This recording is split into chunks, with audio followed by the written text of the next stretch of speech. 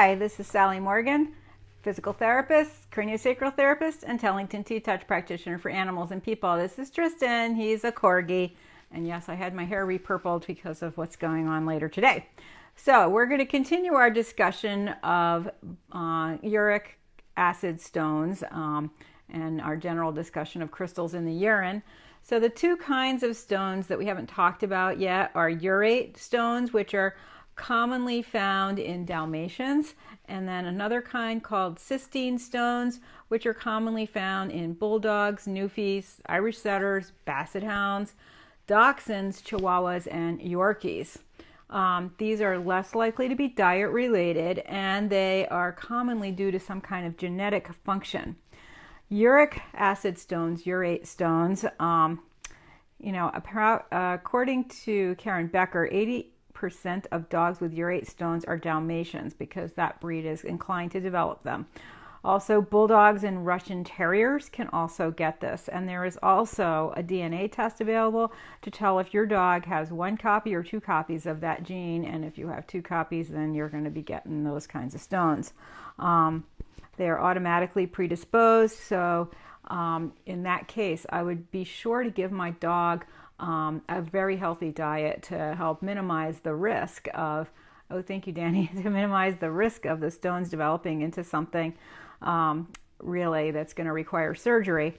The other reason for the development of uric acid bladder stones is if your dog has a liver shunt. And I have a friend with a Chihuahua who actually has a liver shunt. And in fact, Chihuahuas are commonly known to have cysteine stones. So no coincidence there. You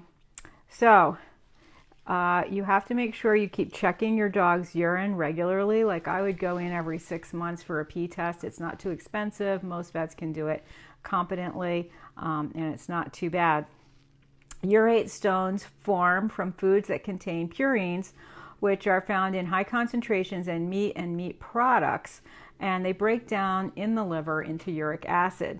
So the liver cells convert that uric acid to a water-soluble substance, and that goes on to the kidneys and to the bladder and out in the urine.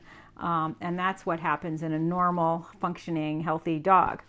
But in some of these other breeds, the Dalmatians and the Russian Terrier and the Bulldog, that doesn't pass out of the body and it just accumulates. It's broken down into the uric acid. It's not converted to that substance that passes out, and so it sticks together and creates stones.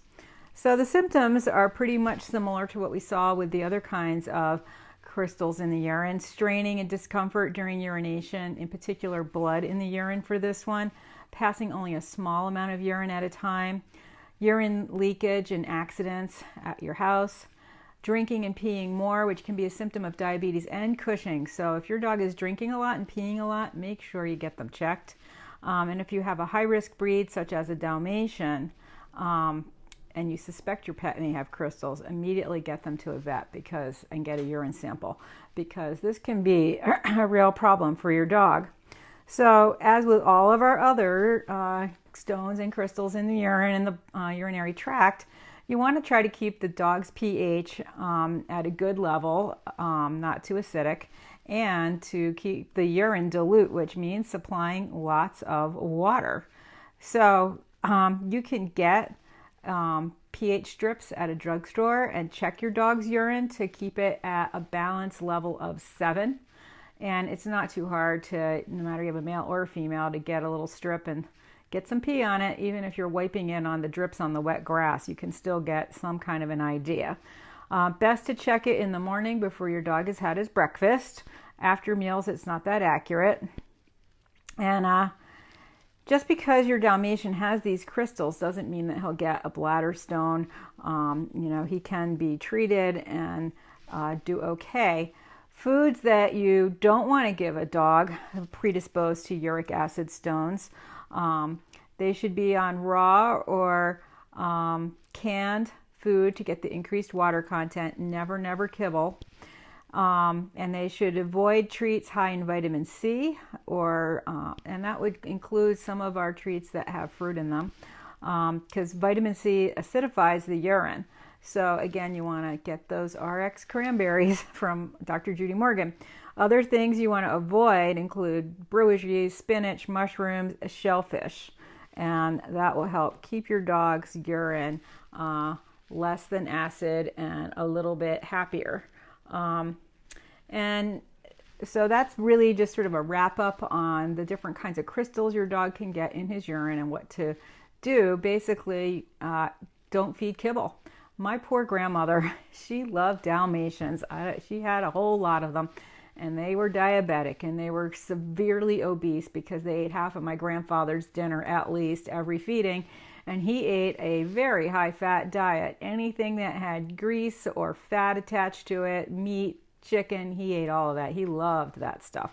And he was a hardworking farmer during the Depression. He probably really needed that fat for his high function, but as he got older and a little less active, he was still pretty active.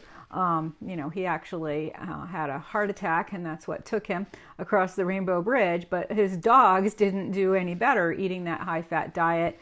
And also, at the time, the treats, this is in the 70s, the treats were so bad. And of course, the dog got lots of treats because lots of people think that treats equal love. And we didn't have good treats then either.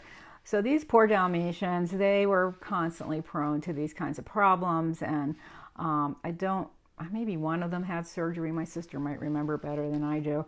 But it is a common problem in that breed to get urate crystals.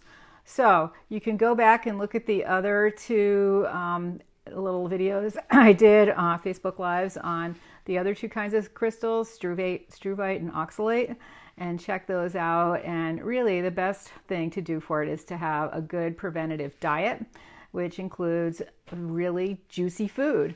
Canned food at a minimum. Sometimes if your dog's like mine, he doesn't drink much, mixing stuff in that to help him drink.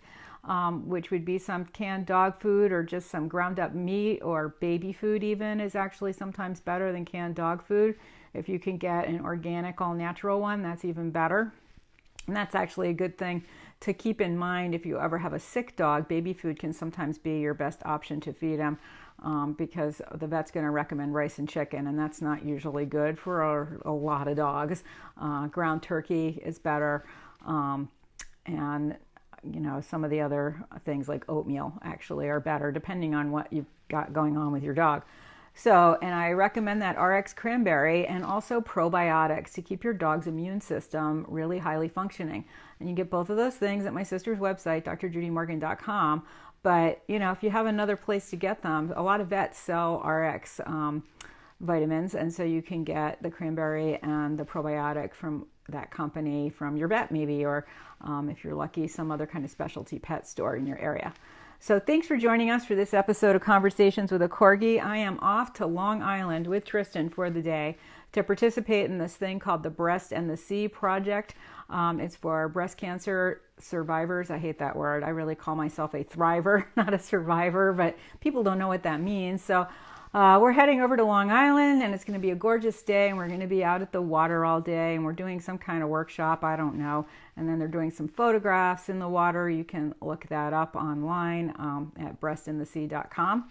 So it's going to be a long day with a lot of driving, but we get to take an hour-long ferry each way, and I love a nice boat ride on a sunny day, so we'll be happy to do that, won't we, Tris? So I'll try to see you guys back tomorrow. It's National Dog Day. And they just did an Empty the Shelters Day recently. And boy, I was listening to the radio in Connecticut. They really emptied a lot of shelters of dogs and cats. So hooray for all those new adoptive parents. And they told a very touching story about one senior dog. And an older couple were waiting to get her all day. Her parents had surrendered her her family, because her person had passed away. And they got the dog at the end of the day and were so delighted and sent in pictures of her happy at home. So always a good story when a dog leaves a shelter and finds a great home. So thanks for joining us. We'll see you guys tomorrow. And everybody have a great day. Enjoy this good weather. And lots of thoughts to our friends in Hawaii. I'm so glad it's not as bad as it was. Linda Tellington did send out a Facebook message this morning that they're just getting tons of rain. She lives in Kona on the Big Island, so of course they're getting lots of rain, but it's not nearly as bad as we thought. So everybody's been saying their Ho'oponopono prayers, which helps, I think. So thanks for joining us. We'll see you soon.